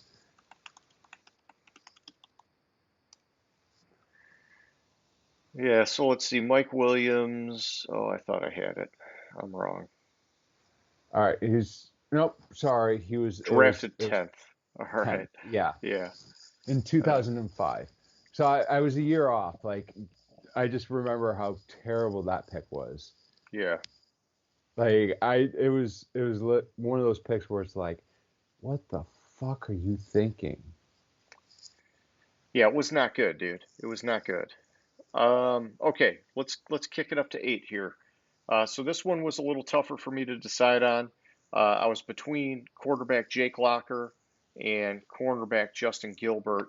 Um, Ultimately, I'm going with Justin Gilbert as the bigger bust here. He played in 5 more games than Jake Locker, but it's a really high spot for a cornerback to get drafted and not perform. I know you know how I feel about that, James. And it just, in 35 career games, Gilbert only had 36 solo tackles and 1 pick. It's just kind of like an example of Cleveland's, I don't know, sort of like perennial struggles of the past, which, hey, it looks like they finally turned the corner. Now we just need the Lions to do it. But in addition to that, Jake Locker, he chose to retire. He probably could have latched on somewhere else, at least as like a career backup kind of guy. And I don't know, dude. Like, this is another one. I look at his stats: 27 touchdowns to 22 picks. And he had 640 something rushing yards. Like, I compare like a guy like this to Leinart, and I'm like, man, like I just, but hey, he retired. I bet he would have gotten a chance just to be, I don't know, riding the pine somewhere just in case. But whatever, neither here nor there. He is gone. Yeah, but you gotta respect them a little bit for just saying, I'm not gonna try to force it. It's just not working out. Let's move on with my life. Yeah, yeah, for sure. Yeah, I get that. All right, man. Number 7. Who you got here? All right. And I'm gonna say this. I swear I don't hate the Bears. I Sure, swear I don't hate the sure. Bears. You mean you To- you you don't hate him as long as they get Russell Wilson, or that ship has sailed. that ship has sailed. But this one, the obvious one for me, especially seeing as though some of these other guys that were picked here. Hey, look, there's the other Mike Williams. Oh yeah. Uh, um, you know, I thought the other thing I thought was interesting was the fact that 2 years in a row the number 7 pick was a Josh Allen. I just saw that. Yeah. But the worst pick here is Kevin White in 2015 to the Bears. Yep. Apparently he's still in the league. Yeah, I know that San Francisco kicked the tires on him last year because they had everybody and their mom get hurt, but I don't think he did much for him or anything, Yeah. maybe. So apparently he's still San Francisco's still kicking the tires on him. Yeah. Yeah, and Um, he's been around long enough, man, that they got to just let this guy go. 285 career receiving yards. Oh, in 4 years in the league, he's played in 17 total games. yeah. I don't know why people are still hanging on to hope for him. It's just not going to happen. Yeah, it's just he has yet to score a touchdown in the NFL. He may not at this point. Yeah, and to pick him this high, it's there's no excuses for him to still be this bad. I mean, especially coming out of college, having 1,500 yards his last year there, and Yeah. 10 TDs. It's just there's no. It's just terrible, terrible. 25 total receptions in the NFL. I can't say enough how bad this pick was. Okay. All right. Well, let's move it on to six. This one, kind of like you just had there, is an obvious choice. I had a fairly obvious choice here at six. Defensive end Vernon Golston, drafted 2008 out of Ohio State to the New York Jets. This is kind of like your Aaron Maben pick, man. Tons of hype train rolling when this guy came out with how rare of a specimen he was and all that kind of crazy whatever. And his physical attributes just did not translate to the field. He only played in 45 games and finished with like a weak ass 24 solo tackles. And so I just bad, just bad. I actually, when I was skimming the list at first, I almost went with Barcavius Mingo until I let myself read the full thing, because that was another guy that distinctly I remember having the hype train going and just didn't get it. But like, here's the thing, Mingo somehow has quietly played 126 freaking games. Like I Mhm. just it's that staying power. You don't have to be a beast as long as you can stay in the game. Vernon Golston, tons of hype, fizzled out, didn't work. So he's my pick at six. I would add that Daniel Jones is on notice, Oh, for sure. Oh yeah. but I can't agree with you more on Vernon Gholston being the worst number 6 overall pick. All right, man. Give me number five. So at number 5, there's 2 players I really looked at here. There's a lot of good players drafted at number 5.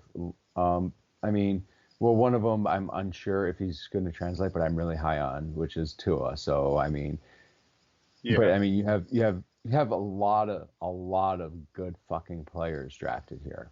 Yeah, you definitely do. Yeah. I mean, hey, we're getting pretty high up in the draft, but yeah, I mean, And so, like, when I went through it, the 2 I thought could be the worst pick was Justin Blackman or Mark Sanchez. yep. And I ultimately went with the butt fumble and Mark Sanchez, Uh, just it would have been, because yeah. Yeah, go ahead. it's Yeah, yeah. it's like he showed promise at the beginning, and then the wheels just came off, and he was not able to regain it. I mean, he went to what, like, didn't he go to like 2 or 3 AFC Championship games? Early on, yeah. Yeah. And it's They just they like had a he run. had Yeah, they he had had, such a sweet defense back then. Yeah. but the lasting image of him is the butt fumble. Like, Yep. Well, and I mean here's another one of these examples that I look at. 86 touchdowns to 89 interceptions. I mean, it's like the dude is not the real deal if he can't throw more touchdowns than interceptions. mhm. And they let him go that long before they finally called it on him. Yeah, and I mean, he was in. I just looked at it. He was in the league a lot longer than I thought. Yeah, he kind of bounced around as a backup at a few different spots, and yeah, Yeah, I don't get it, but it happened. Yeah, it's just like he retired in 2019. I remember he did the sideline. He picked the booger and wiped it on Mark Brunell, and Brunell was like, "Oh, like get away from me!" And it was, and oh, he had so many. He ate a hot dog on the Oh, sideline. I mean, it was just like, come on, that was Sanchez. Sanchez. I forgot about that. Oh, dude, he did so many things that just, yeah. Because honestly, when I look at this, I might have picked Blackman because of only making it 20 games. But Blackman, I don't know, in his 20 games, almost 1,300 yards. It's just, I don't know. But yeah, no, Sanchez for sure. You got to go with there. Oh, Yeah, freaking Sanchez. it's just I saw this list and I was like butt fumble. Yeah, yeah, for sure. Um, all right, so moving on to number four here. Four, this one, honestly, I don't know why this one bothers me so much. It might be because I played some linebacker back in the day, but either way, I'm going with linebacker Aaron Curry. He was drafted out of Wake Forest by the Seahawks back in 2009, and at the time, he was the highest paid non-quarterback rookie. And in 4 years, he had just 174 tackles and 5.5 sacks. Only played in 2 games in 2012. That ended up being his last season. I think you could have probably also looked at Gaines Adams on this list. He was kind of like a similar level of disappointment. But I'm going with Curry because it's rare to see linebackers get drafted this high. And, to his defense, the best I can remember it anyhow, I want to say he was an outside linebacker at Wake Forest. Seattle tried playing him inside, and by the time they figured out it wasn't going to work, they tried moving him back, and it was too late. It was done. Like the game was over for him. And that's kind of why, like, I get picky sometimes when I see teams move a guy out of his college position because it's like, it doesn't always work, man. And that may not have been any reason why it didn't work here. It's an example of you got to be careful because sometimes that shit don't work. Yeah, on notice here, I would say Cleveland Farrell. Like Oh yeah. he has a chance. He has a chance. Like I mean, he's going into his third year now, 19, 20, 21. Yeah, his Yep. third year. So he has a chance to turn it around. I'd say borderline could have been Fournette, just because he has a low average per carry. Yeah, yeah, for the number 4 pick. Yeah, that's a good Yeah, point. Yeah. And Clellan Farrell, man, that's one where it's almost like not even fair to him because he wasn't on anybody's radar when the Raiders yeah, drafted him. exactly. But either way, he's on the list and he's on notice. All right, number 3, James. So at number three, this one was a Just do it. hard. Just do it. This one was a difficult one. Okay. I Walk me I through mean, it. so first instinct, I want to say Okuda just because he shouldn't have been drafted number three. But I Yeah. think that's more because he shouldn't have been drafted number three, not because he's turned out to be a bust. It's hard. The jury's still out on him. I wanted Yeah, to yeah, he's young. He's got time. Yeah, but it was a bad first year. you and then I know you want me to say Sam Darnold, No, no, no. but I mean, hey, he got Jets. He had Gase as his coach, and look what happens when you get away from Gase. yeah, he could Ryan be Tannehill. sweet now. I wanted to say Blake Bortles, but I mean he's still kicking around in the league, and he he's done some good things. Dude, Bortles, 103 touchdowns to 75 picks. He had some talent, or I guess still kind of has some talent, but yeah, he also just in big moments sucked it up. And so, Well, the reason I wanted to say Bortles is because yeah, that is right. So basically, I forget what year it was. It was like 17, I want to say, When they did the championship run? when they made it to the AFC Championship game. And they had New England on the ropes. But the coaching staff didn't trust him enough No. to seal the game and completely change the offensive, how they were running the offense in the second half, because they didn't trust him enough. Yep. But what it boiled down to, and also Vince Young, you could say is a bust here. All right, But- so who's it going to be, man? Who's it going to be? But, and somehow this guy was traded for a first round pick, which is ridiculous. That somebody gave the Cleveland Browns a first round pick for this player. Oh, was it the Raiders? No, it was the Colts. Colts. They gave a first round pick for Trent Richardson? Yeah. Holy crap, I don't even remember that, man. I didn't remember that till I did I was looking at it. Yeah, they gave Wow. a first round pick for Trent Richardson. I don't know how. I do not know how. And he kicked around in the league for a while. But yeah, he was on the Colts and Jeez. he was traded to the Colts for the 2014 first round pick. That's crazy, man. That's crazy. And then 2014, he lasted 2 seasons with the Browns. And then he was on practice squads and then went to Canada. But I mean, he has less than 3.5 yards a carry for his career. Yeah, I knew that was super low. Yeah. Less than 3.5 yards. It's like 3.3, I want to say, or 3.4.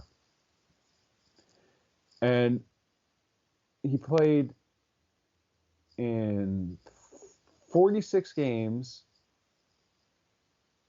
Besides take his rookie year out of the equation. Yep. He never had more than, he had 560 yards in 13 and 519 yards in 14. And it's just, I don't know how the Browns got a first round pick for him, which good for them. Yeah. But well, they probably didn't do anything with it though because they sucked it is for well, 7 more actually, years. I think they did. I'm trying to remember. All right, so hang on. You're saying I think that was the Myles Garrett pick. no way. No way. So Yeah. you're saying it was a 2014 pick. Okay. Myles Garrett hasn't been in the league. It was okay. It was so in 2014. Gosh, I have to look this up now. Like, Yeah. I know that they went however many years they kept trading the picks, and they were like stacking up, extra picks. 2014 Justin Gilbert bust right, but unless they had 2 in 2014. oh my gosh, oh my gosh, Double bust? double bust. They swung and missed, man. They swung and missed. Who was the other guy? So they the pick was originally the number 26 pick.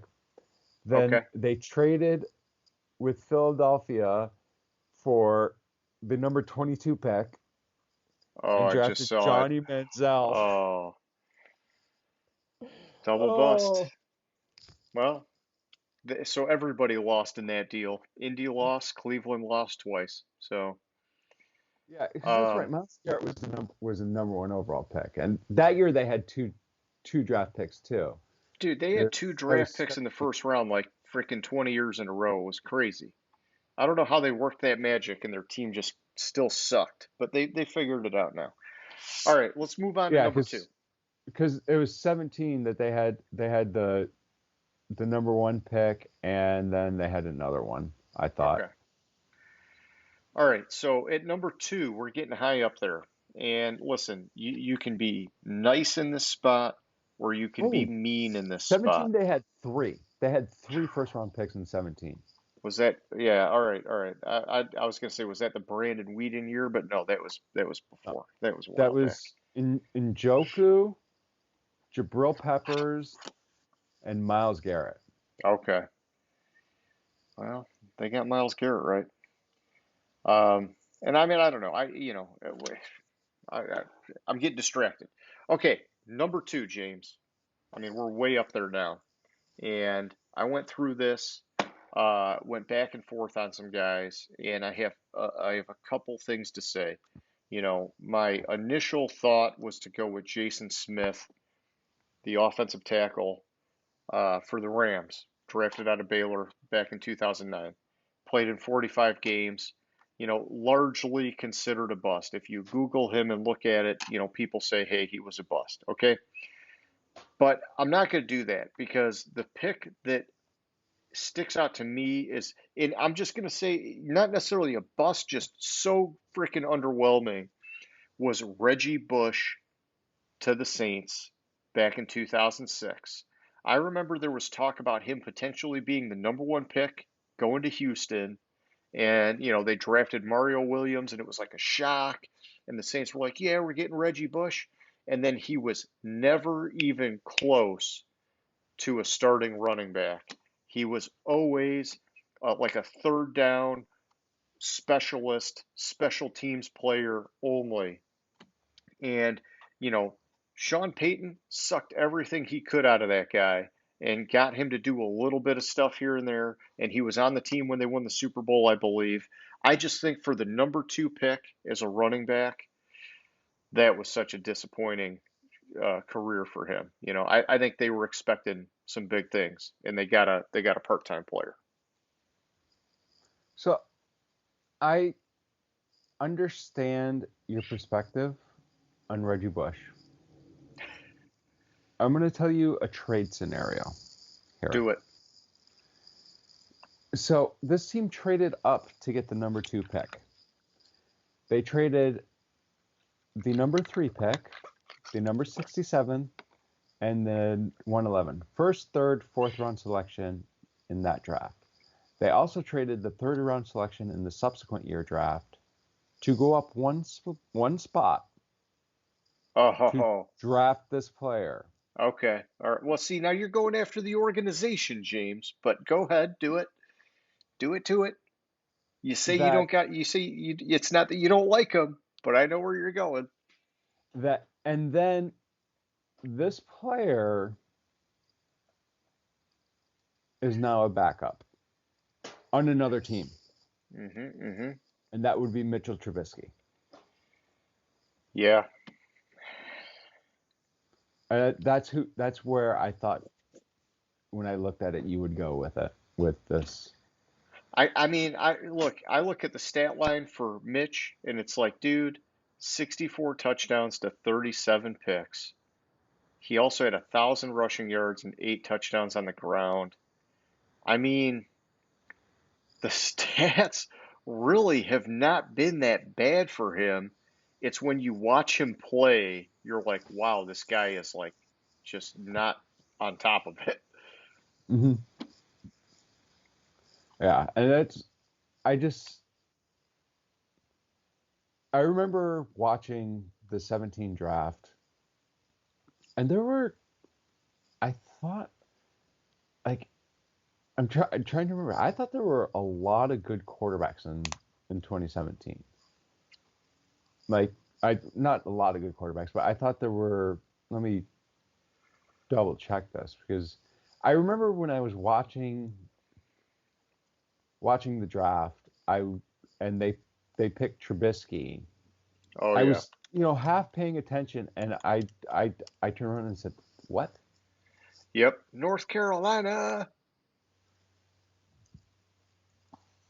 Let me see. Who are the other first round quarterbacks? Oh, Patrick Mahomes, Deshaun Watson. Yeah. I mean, hell. Um, Kaiser. He sucked, but still, he's better than Trubisky. But Mahomes and Watson, and you pick Trubisky. Hey, it was a mistake. It was a mistake. It was a big mistake. All right, man. Give me number one, dude. We're there. All right. Let's do it. Give So me the number top one, pick. 11 quarterbacks, by the way, picked in 15 years at number one. I mean, yes, that's kind of like obvious. That's the MO. yes. This is probably the worst draft pick in the history of the NFL. Okay. He finished his career. That can't be right. But I have to double check this stat before I say it. Do it. I think he finished his career with 23 interceptions and 18 touchdowns. I have to double check this because my I think note that's has right. to be wrong. I'm pretty sure that's right. Oh my gosh, it is correct. Okay. He lasted in the league for 3 seasons. Yes. And I Snipe will him. again say Take him out. possibly the worst pick ever to be drafted into the NFL, and that's Jamarcus Russell.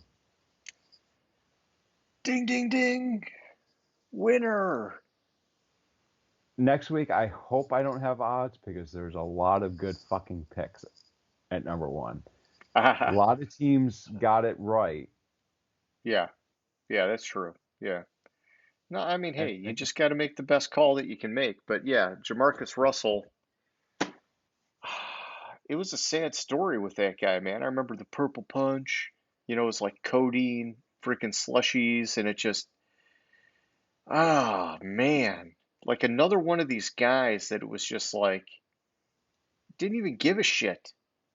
It's mhm. like, why would you even let the Raiders draft you at number one if you're just going to be a total piece of shit, man? The only draft pick, and I want to double check to see where he was. That might come close to topping this one. Uh, that is a weird way to list his draft pick number. I have to go to a different site because the site I went to said he was the 14,184th overall selection since 1960. Hmm. That didn't help. Nope. He was drafted number 2. Ryan Leaf. Ryan Leaf. But at least Ryan Leaf had 3,600 yards passing in his career, as opposed to Jamarcus Russell, who had actually it's close between them, like 4,000. Like it's very very close interception to touchdown ratio. It's very close between them. Say which one is the worst pick ever. But, Ryan Leaf was more in an era where teams ran the ball primarily. True. Jamarcus Russell was in the pass now kind of era, and he was the number one overall pick. Yeah. But I'm just saying it's their stats are closer than I Yeah, thought they were. I got you. All right, so those are the weakest picks by draft slot. Let's kick it over to the question of the week. James, I'm just being honest. I'm starting to fade a little bit, but we want to do this question. And, I think I'm on the other side from you, and it's just because I feel like I need to see something to believe it. But the question of the week is how much does the Julio Jones trade really help Tennessee with their Super Bowl aspirations? And, I'll just give you my 2 cents and then you can tell me your opinion. But I've seen articles saying that it gives them basically like a 2 game bump in the regular season, going from 9 wins to 11. I'm wondering, is this really going to close the gap for them to be able to beat Kansas City? Because that's really what this is all about. And we saw in the Super Bowl this past year how you can beat Kansas City by getting to the quarterback. I don't know. It's just like, to me, it's like, what are they thinking? That they're going to be able to outscore the Chiefs by bringing in Julio? And I mean, hey, I get it. The team that has the most points wins. I don't know. I guess if I'm just a GM, I would have been going like any way I could to get some freaking pass rushers, man. And then I think just about last year with Corey Davis, he had a pretty good year, and I think there's risk that Julio is in decline, and so it just I don't know, man. I mean, there there is also the very real possibility that Julio Jones was just dealing with nagging injuries and he's going to light some fucking shit up. So, like I said, maybe I just need to see that form come back and be like, oh yeah, no, makes sense. But what do you think, man? So if you ask how much does it help their playoff chances, I would say a hell of a lot. It takes them to probably the best team in the division. I had them slightly behind Indianapolis, and I think this jumps them above Indianapolis in the division. If you ask me how it helped them to win a game or two in the playoffs, maybe help them a little bit depending on how the schedule, how the playoff rankings, how the seeds line up. To win the Super Bowl, they have no shot at it. So it's a hype move, but maybe not a lot of value for the ultimate goal. The problem is trading for Julio Jones does not catapult them over Buffalo and does not catapult them over Kansas City. And those are the two teams you have to beat. At least one of those two teams you have to beat, depending on how it lines up to make the Super Bowl. Yeah. You might have to go through both of them to make it to the Super Bowl. So then this is just basically a step closer, and they got to make some bigger moves for 2022, is what you're saying. It's a step closer, and what they need, they need to shore up the defense more. While I like the fact that they signed Dupree and they're taking strides in the right direction in that defense, the way they're going to make it to the Super Bowl is now that they have the offense that can get them there. They need the defense that can get them there, and they're not quite there yet. Makes sense, man. Makes a lot of sense. All right, well, hey, so for anybody who's still watching, similar to Name That Stadium, this is our question of the week. If you got some thoughts, let us know what you think about the question. And so, James, that's all I had for tonight, man. You got any closing thoughts? No, I think I hit all my thoughts throughout. Okay. All right, well, hey, so we appreciate anybody watching. Give us that thumbs up if you like the show. If you really liked us, hit the subscribe button. Other than that, we're going to be doing the same kind of thing next week, but we're going to be picking our favorite players from each draft slot for this 15-year period here. So, all right, that's all I got. It was fun, James. I'll catch you later, man. All right, have a good one. Gridiron Grinder. Hut hut hike.